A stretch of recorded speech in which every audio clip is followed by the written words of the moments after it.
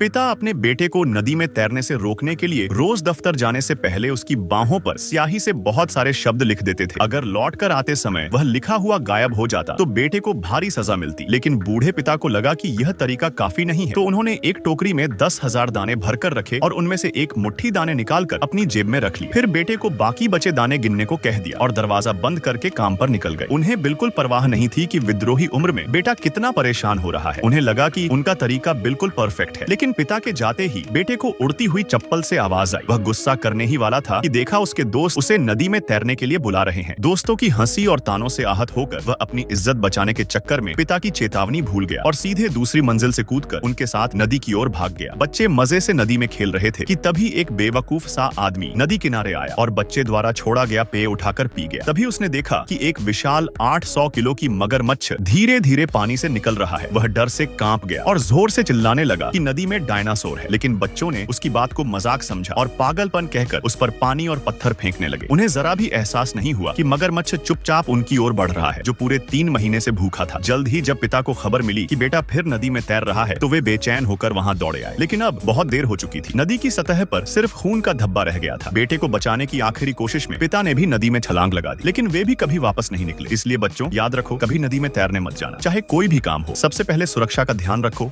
वरना कभी भी बड़ी त्रासदी हो सकती है। अगर आप मेरी इस बात से सहमत हैं तो इस वीडियो को एक लाइक करके अपने बच्चों को यह वीडियो जरूर दिखाएं।